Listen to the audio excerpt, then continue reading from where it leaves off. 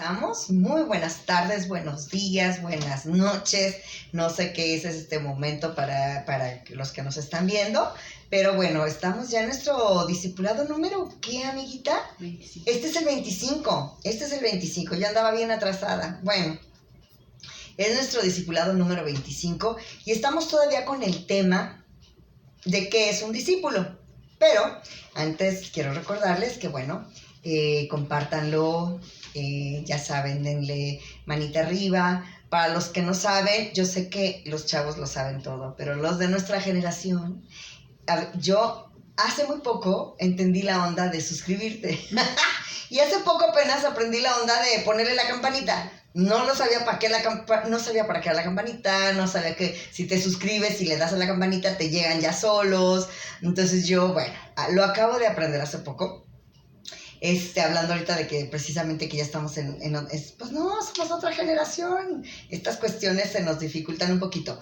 Pero, bueno, suscríbanse para que les llegue solito el discipulado.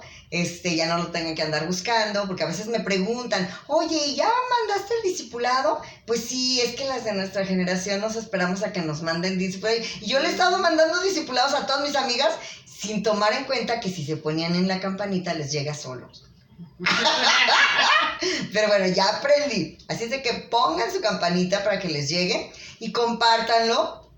Y si es una persona como de mi generación, explíquenle que se suscriba y que le ponga la campanita para que le lleguen los discipulados. Ya no tengas tú que andar mandándoles discipulados. Bueno, estamos en ¿qué es un discípulo? Y ahora nos vamos a ir al versículo de Lucas 9 y lo vamos a leer del 23 al 26. Luego me pico y le sigo, ¿verdad? Pero voy a procurar ser muy disciplinada y nomás leer a lo que vamos. Dice, y decía a todos, si alguno quiere venir en pos de mí, niéguese a sí mismo, tome su cruz cada día y sígame. En este punto voy a poner aquí una pausita, porque luego, para no seguirle más y se me va la onda. Fíjense aquí, dice, niéguese. Asimismo, tome su cruz cada día y sígame. Muchas personas a veces piensan que el tomar tu cruz es como antiguamente las abuelitas. Es que mi marido es mi cruz o mis hijos son mi cruz. No. No se refiere a eso. Tomar tu cruz, cuando Jesús le dijo eso a sus discípulos, lo que les estaba diciendo, miren, yo voy a morir. Y así como yo voy a morir, ustedes también van a morir. Jesús iba a morir en cuerpo. Él iba a dar su vida por nosotros. Pero nosotros tenemos que morir a nuestro yo, a nuestro ego. Tenemos que morir a nuestra voluntad, al deseo carnal de hacer mi voluntad. Porque dice la palabra que nosotros hemos sido crucificados juntamente con Él. Y lo que se tiene que acabar en nosotros es el deseo carnal de hacer nuestra voluntad, que es de la carne, ¿ok? Las cuestiones que son del pecado, las cuestiones que son a veces inclusive no necesariamente un pecado. A veces tomamos decisiones equivocadas y luego nos damos cuenta que nos equivocamos. Y es que no le preguntamos a Dios, a ver, Señor, le voy a poner delante de ti esto. ¿Es tu voluntad que yo tome este trabajo? Y hay gente que dice, ay, sí, Dios te va a contestar. Dios contesta. Jesús dice que sus ovejas escuchan su voz. Entonces, cuando nos hemos disciplinado en la vida de oración, nos damos cuenta que efectivamente sí escuchamos la voz de Dios. Hay cosas en donde no necesitamos preguntar, ¿no? Pero, porque a lo mejor es algo que ya sabemos que está correcto. Pero más que nada es anegarnos a hacer nuestra voluntad, sobre todo cuando es cuestiones de la carne, ¿no? Y como Jesús lo dijo, Señor, si puedes pasar de mí esta copa, o sea, el morir, si puedes pasar de mí esta copa, pues pásala, pero no se haga mi voluntad, sino la tuya. A eso se refiere aquí cuando dice, niéguese a sí mismo, tome su cruz cada día y sígame. ¿Por qué lo dice cada día? Cada día tenemos una decisión diferente, fíjense. Por ejemplo, este día yo puedo decidir entre... Voy a poner un ejemplillo. Supongamos que alguien tiene un novio, ¿no? Y entonces, ese día, otro muchacho les invitase a tomar un cafecito. Y entonces yo digo, ¿será tu voluntad, Señor, que yo me vaya con este muchacho a tomar un café? Pues si tengo novio, no. Eso es una falta de lealtad, eso es una falta de fidelidad. Entonces, pues no, o sea, no. Si tú tienes un novio, si ya tienes un compromiso, pues no te vas con el novio o con el otro amigo. Cosas como esas, ¿no? Cosas que todos los días tenemos. Seguramente a lo mejor tu vecino te hizo pasar un coraje.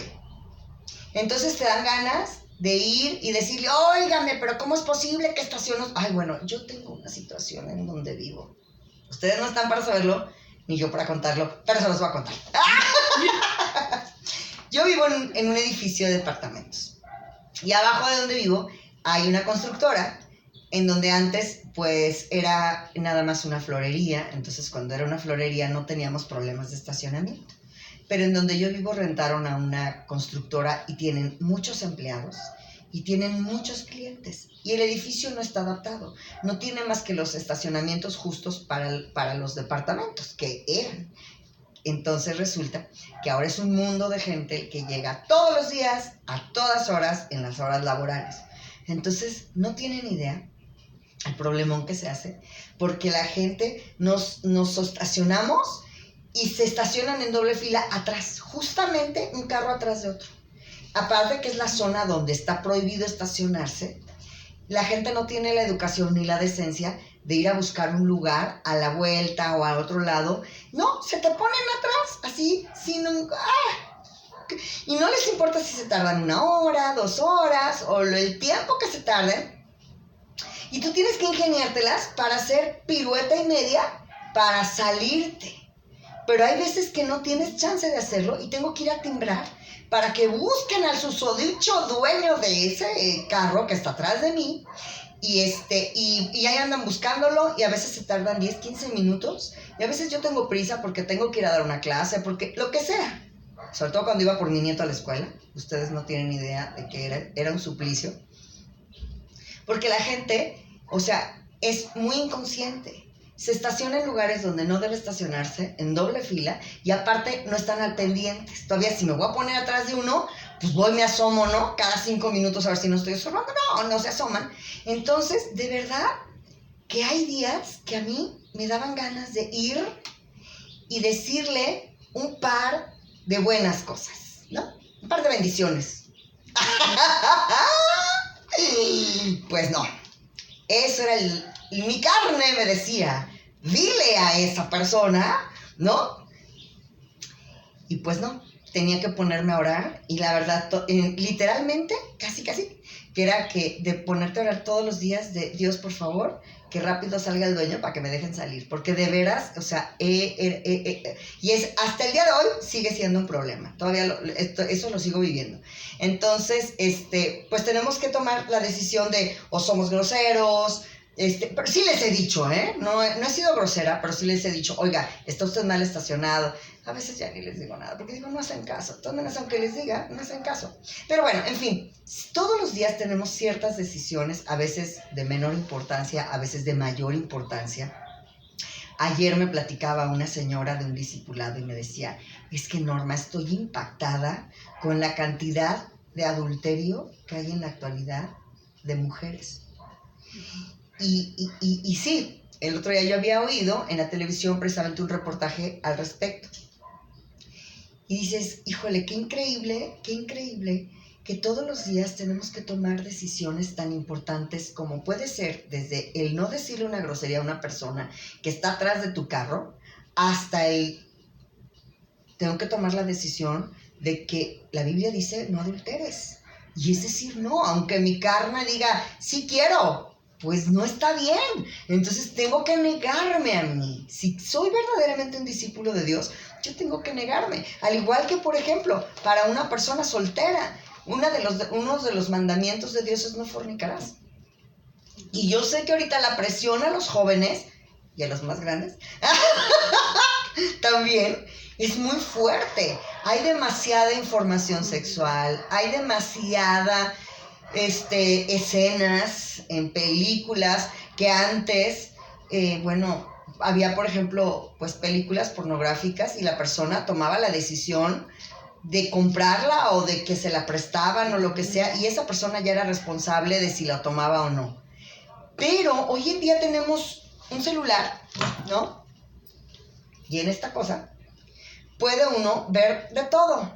Y entonces cada quien tenemos la responsabilidad de decir no. Hace poquito, pues yo le hablaba con un jovencito y le decía, yo sé lo difícil que es ahorita, lo retador que es ahorita para una persona joven el negarse a los deseos de la carne.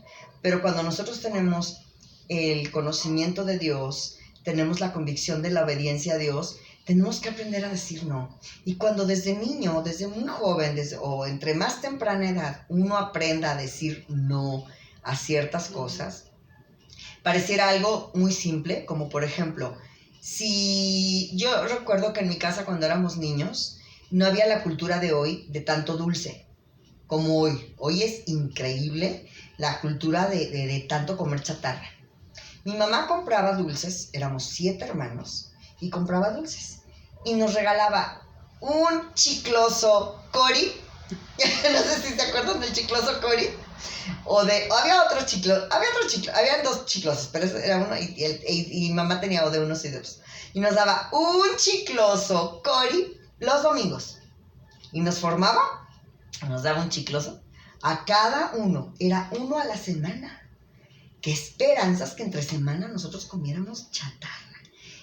En mi casa la chatarra no se conocía.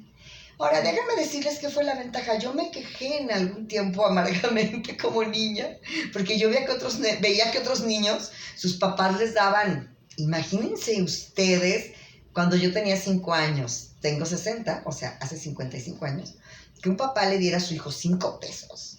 Era un dineral. Un gansito costaba 90 centavos. Entonces, 5 pesos, estamos hablando de 5 gansitos mínimo, y todavía les sobraba cambio.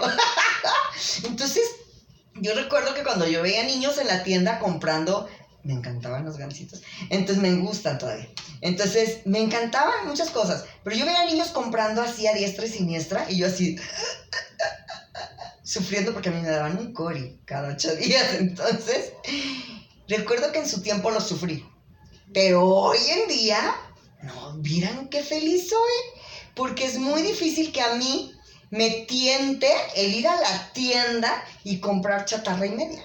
Entonces no tengo ese tipo de problemas. Y hay personas que de verdad sufren porque no pueden comerse un dulce. Porque están acostumbrados a comprarse un dulce todos los días. Más aparte, el postrecito, ¿no? Que se comían todos los días. Yo cuando éramos niños, mi mamá muy de vez en cuando nos hacía un postre. Pero muy de vez en cuando. Pero yo tenía amiguitas que comían postre todos los días. Entonces, aparte de lo que se gastaban en la tiendita, era el postre de todos los días. Entonces, el día de mañana que quieren ponerse a dieta, a sufrir. Y a sufrir porque es increíble cómo sufre una persona porque ese día no pudo comer algo de azúcar, porque se hace adictivo, el azúcar es muy adictiva. Bueno, estoy hablando de cosas tan simples como eso, de tener dominio propio, de decir, ¿sabes qué? Por ejemplo, a mí me gustan los chocolates, ¿eh? Si quieren darme gusto, pero un buen chocolate. O sea, a mí me gusta el buen... no, porque tiene que ser bueno, ¿eh? Porque si es así como muy corrientón, ni me tienta. Porque sabe a pura manteca con azúcar. Pero un buen chocolate, sobre todo si es amargo, así. Si alguien quiere regalar un chocolate, no hay problema. Pero a mí me han regalado cajas de chocolates. ¿Sabes cuánto me duran las cajas de chocolates? Me pueden durar hasta 2 meses. Y puede que más, ¿eh? Voy como uno y así de, ay, qué rico, lo disfruto. Y pueden pasar 4 o 5 días. Y luego, ay, tengo mucho. Entonces es como el chicloso que me daba mi mamá cuando era niña. Lo puedo dominar porque desde niña dominaba eso. Entonces es muy padre aprender a negarte a ti mismo. Y yo creo que así como he aprendido a negarme a una caja de chocolates y no comerme en una caja de chocolates en un día, porque lo podría hacer y yo sería feliz, pero sé que no es correcto, entonces pues lo domino perfecto. Entonces, ¿qué pasa? Que así como no me cuesta trabajo comerme un chocolate, no me cuesta trabajo decidir esto no, esto no, esto no, esto no. Entonces, creo no con una falsa modestia ni para presumir. Estoy hablando de un testimonio personal que es muy real. No me cuesta trabajo tener dominio propio en muchas cosas en mi vida, gracias a la disciplina que mi mamá nos dio desde niños. Y era disciplina en todo. Disciplina de aseo, disciplina de comer, disciplina de todo lo que ustedes se puedan imaginar. Mi mamá era un soldado, era un general. Y de niña lo padecí. Y de adolescente lo renegué. Y de joven así como... Pero ahora no tienen idea cómo le doy gracias a Dios por esa vida que mi mamá puso en nosotros desde pequeños. Y igual a lo mejor hay miembros de mi familia que no lo saben valorar o apreciar, o no sé, cada uno de nosotros tendrá su propio concepto. Hay quienes pueden, de una sola familia, no sé si te has dado cuenta, no sé si se han dado cuenta, en una sola familia, un miembro de la familia agradece enormemente que su papá haya sido estricto. Y en la misma familia, otro miembro de la familia, ay no, es que yo estoy hasta acá, es que, y puede renegar, puede decir, y es de la misma familia. Lo que pasa es que depende de cómo cada quien, del temperamento y de la perspectiva que tengamos cada quien en la vida, es como tomamos las cosas. Entonces, para algunas personas la disciplina es lo peor del mundo, y para otras personas hemos aprendido que la disciplina es muy excelente herramienta para la vida. Y cuando conocí las escrituras y encontré el versículo donde dice que al principio ninguna disciplina es causa de gozo, pero que al final da fruto apacible de justicia, entendí que qué buena es la disciplina, ¿no? Entonces, aquí lo que está diciendo es, el negarte a ti mismo y el tomar tu cruz cada día depende mucho de la disciplina que tengas, de la autodisciplina. ¿Duele? Sí. ¿Cae gorda? Sí. ¿Está chida? No. A mí me encantaría comerme la caja entera de chocolates, claro que sí, pero sé que no me conviene y ya llega un punto en que ya no me tienta. O sea, es más, yo creo que si me como la caja completa me da una diarrea. Yo no sé qué me pasaría porque nunca lo he hecho. Y doy gracias a Dios porque la disfruto. Una caja de chocolates se me alarga el disfrute 2 meses o más. Así es de que pueden regalarme una caja de chocolate. Bueno, entonces quedó súper claro, creo, esto. Entonces, si alguno quiere venir en pos de mí, niéguese a sí mismo, tome su cruz cada día y sígame. Dice, porque todo aquel que quiera salvar su vida, la perderá. Todo el que pierda su vida por causa mía, la salvará. Lo voy a parafrasear. Es como si vamos a tomar el ejemplo de los chocolates. Porque todo aquel que quiera comerse todos los chocolates del mundo, se va a morir. Obvio, si se come todos los chocolates del mundo, le va a hacer daño, se va a enfermar, entonces la perderá. Aquí dice claramente, el que quiera salvar su vida, o sea, el que quiera darle gusto a la carne, tarde o temprano va a tener consecuencias. Pero todo aquel que pierda, que niegue su vida a sí mismo, todo aquel que pierda su vida por causa de el Señor, la salvará. ¿Qué quiere decir? Que si yo aprendo a tener dominio propio en mi vida, yo no voy a tener ningún problema con permanecer en esa salvación. No solamente, Pablo dijo algo que a mí me impactó. Yo sé que en esto hay muchas controversias. Yo sé que hay mucha gente que piensa que la salvación nunca se pierde. Hay gente que piensa que la salvación sí se pierde. Bueno, no voy a discutir, ¿ok? Mi percepción muy personal es lo que dijo Pablo. Yo cuido mi salvación con temblor y temor. No vaya a ser que siendo heraldo para otros, venga yo y me pierdo. Yo sí la cuido, yo sí me cuido, yo sí cuido mi salvación, porque sé que independientemente de todo, te da un nivel de vida mucho mejor. Y esto no es irse a la ley, no es salirse de la gracia, porque yo entiendo que la gracia de Dios es la que me hace saber que todo lo puedo en Cristo que me fortalece, pero que la disciplina nos hace un favor increíble. Cuando nosotros tenemos una vida disciplinada, es muy fácil permanecer, y la Biblia es muy clara, dice, el que permanece en mí.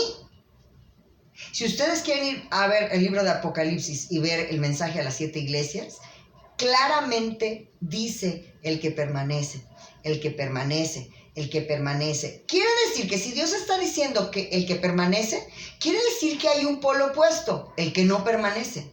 Y el que no permanece tiene sus consecuencias. A mí no me gustaría averiguarlo. Sobre todo por el concepto de que muchos tienen de que la salvación no se pierde.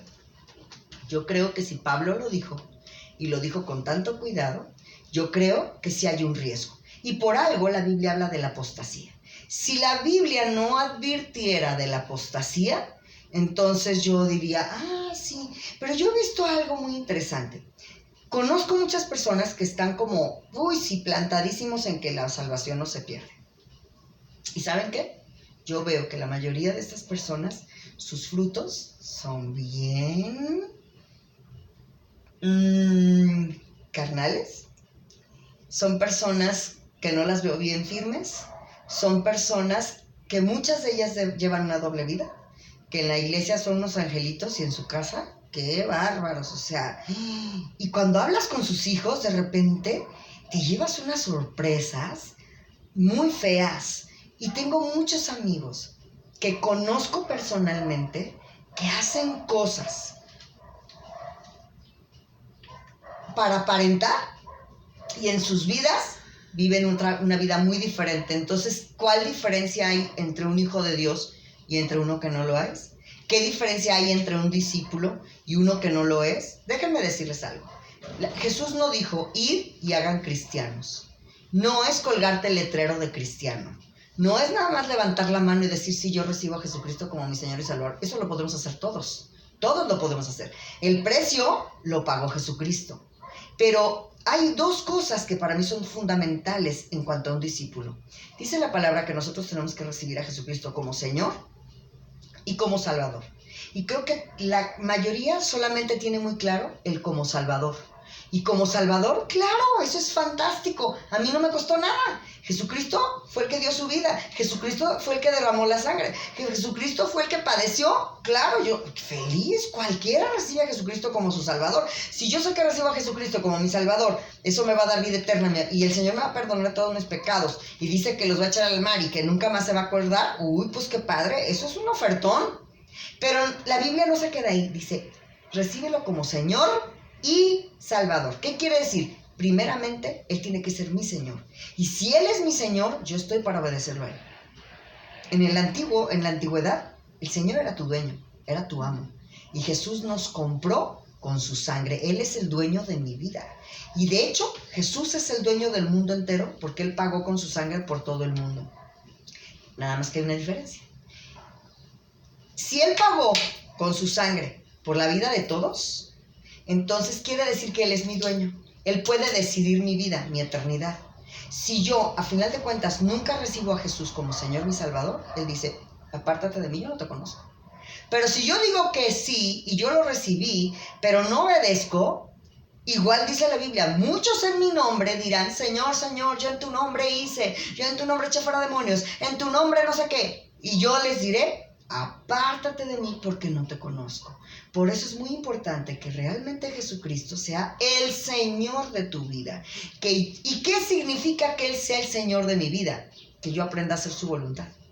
Cuando yo aprendo a hacer su voluntad, cuando yo me disciplino en dominio propio, quiere decir que permanezco en Él porque no ando en la carne, sino en el Espíritu. Y eso me hace que yo tenga frutos a fuerzas del Espíritu Santo, a fuerzas. ¿Ok?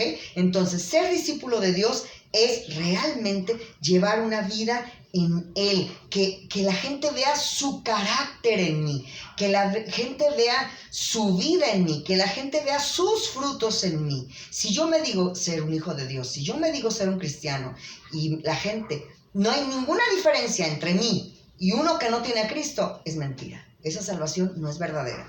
Dice, pues ¿por qué aprovecha el hombre si gana todo el mundo y se destruye y se pierde a sí mismo? Aquí lo aclara muy claramente, porque el que se avergonzare de mí y mis palabras, de este se avergonzará el Hijo del Hombre cuando venga en su gloria y en la del Padre y de todos los ángeles. Pero os digo en verdad que hay algunos de los que están aquí que no gustarán la muerte hasta que venga el reino de Dios. Más claro, ni el agua. ¿Cuánto tiempo nos queda, por favor? ¿Nos quedan 5 minutos? ¡Ay! Yo corrí. Ok, perfecto. Fíjense bien.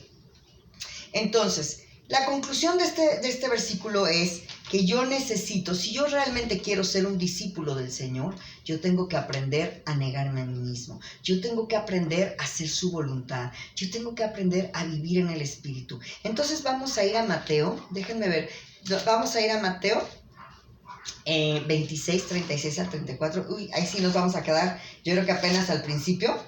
Pero bueno, ahí nos quedamos y en el siguiente le seguimos. Okidoki, me gusta explicarlo muy bien porque no quiero que les quede ninguna duda. No quiero que sea así como que nada más una leve información. Me gusta profundizar. Mateo 26, 36 al 46. Fíjese lo que dice aquí. Dice, entonces llegó Jesús con ellos a un lugar que se llamaba Getsemaní, y dijo a sus discípulos, sentaos aquí en tanto que voy allí y oro. Está hablando de la escena del Getsemaní cuando estaba a punto de dar su vida, ¿ok? Entonces, en primer lugar, entendamos que Jesús invitó a 3 de sus discípulos a que oraran por él. Y fíjense lo que pasó. Y esta enseñanza a mí me parece extraordinaria. Dice, y tomando a Pedro y a sus 2 hijos, y a los 2 hijos de Zebedeo, comenzó, Pedro y sus 2 hijos, a Pedro y a los 2 hijos de Zebedeo, y comenzó a entristecerse y a angustiarse en gran manera. Número 1, ¿por qué Jesucristo se entristeció en gran manera? Claro, él sabía lo que le venía. Recordemos que en Getsemaní es cuando él suda, sudor mezclado con sangre, y él sudó sangre, pero era sudor mezclado con sangre. Sabemos que los vasos capilares de la cabeza son muy escandalosos, son muy tremendos, y bajo un estrés muy grande, una persona, estos vasos capilares se abren y entonces se puede mezclar sangre y agua, que eso fue lo que pasó. Entonces, ¿qué pasaba? Que Jesús sabía perfectamente bien la forma en cómo iba a morir. Fíjense algo bien tremendo. Normalmente nosotros los seres humanos no sabemos cómo vamos a morir. Sabemos que vamos a morir, pero no sabemos cómo vamos a morir. A menos de que hayas cometido un delito y te sentencien a muerte. Entonces sí, sabes que o a la cámara de gases o una inyección. Pero por lo general nadie sabemos cómo vamos a morir. Si es de una enfermedad, un accidente, si es de un minuto para otro, no lo sabemos. Pero Jesús sí lo sabía. No solamente sabía que iba a morir, sino sabía cómo iba a morir, porque era el plan del Padre, el Hijo y el Espíritu Santo. Y además en todas las escrituras, hay escrituras muy, muy exactas, demasiado perfectamente descritas de cómo iba a ser su muerte. Y no era una muerte fácil, era una muerte muy sufrida, era una muerte muy, muy fuerte, hablando de resistencia física, independientemente de que él iba a ser separado por primera vez desde el Padre. O sea, él nunca había estado separado del Padre en toda su eternidad. Entonces, porque son uno, ¿ok? Dios es uno solo. Entonces, no había tenido esa separación, porque la muerte es separación de Dios. ¿Cuánto nos queda? 2 minutos. Bueno, entonces, miren, vamos a orar y en el siguiente capítulo se los explico perfectamente bien. Papito precioso, yo te doy muchas gracias, Dios, por esta tarde-noche, Señor, en donde podemos aprender una vez más acerca de qué es ser un discípulo. Gracias, porque tú nos das el poder a través del Espíritu Santo de aprender a hacer tu voluntad. Gracias porque tú pones en nosotros el querer como el hacer, Señor, de negarnos a nosotros mismos, de tomar nuestra cruz cada día, Señor, y tener esa disciplina, Señor, porque tú nos has dado la capacidad de que el dominio propio, Señor, que es a través del Espíritu Santo, Señor, llene nuestras vidas, y no lo hacemos en nuestras fuerzas, no lo hacemos en nuestra capacidad humana, lo hacemos en ti, Señor, y para la gloria de tu santo nombre. Yo te pido en esta hora que todos los que están viendo este discipulado lleguen, Señor, a esta disciplina maravillosa que es tener dominio propio, Señor, porque la verdad, el dominio propio es una vida de libertad. Yo te doy gracias, papito amado, en el nombre poderoso de Jesús, de Yeshua nuestro Mesías. Amén y amén. Excelente día, nos vemos en el próximo capítulo. Les amo y les bendigo. Bye bye.